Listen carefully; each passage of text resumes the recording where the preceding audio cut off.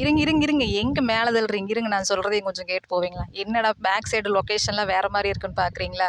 ஆமாங்க, நான் வேறு கம்பெனிக்கு வேலைக்கு போகிறேன்னு சொன்னேன் பார்த்தீங்களா? அதனால் லஞ்சு கொண்டு வந்துட்டேன். சரி, அதான் இன்றைக்கி ஒரு செய்தியோட சாப்பிட்லாம் அப்படின்ற ஒரு விஷயத்தில் வந்து இன்றைக்கி என்ன சொல்ல போகிறேன் அப்படின்னு பார்த்தீங்கன்னா, பெண்கள் வந்து எவ்வளோ தூரத்துக்கு வேலைக்கு போனாலும் பரவாயில்லங்க.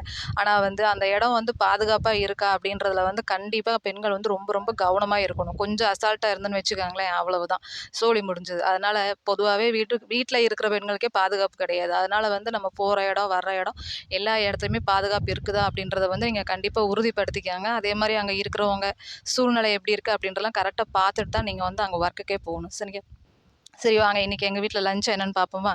வாங்க. பார்த்தீங்களா, என் சாப்பாடு சாப்பாடு வெறும் சாப்பாடு, கோவக்காய் பொரியல், அப்புறம் பார்த்தீங்க அப்படின்னா பச்சைப்பயிறு பச்சைப்பயிறு கடைஞ்சு இன்றைக்கி, அதனால் பச்சைப்பயிறு, அப்புறம் தயிர் பெரைக்கி ஊற்றிட்டு வந்தால் வண்டியில் வந்ததுக்கு அதுக்கும் தண்ணி தனியாக பால் தனியாக தயிர் தனியாக ஆகி இந்த மாதிரி கரைஞ்சி நிற்கிது. சரி வாங்க சாப்பிட்லாம். என்னோட லஞ்சு வாங்க சாப்பிட்லாம். அது மட்டும் இல்லாமல் நான் முன்னாடியே சொன்ன விஷயத்த எந்த பெண்களும் மறந்துடாதீங்க. பிடிச்சிருந்தா லைக் பண்ணுங்கள். பை.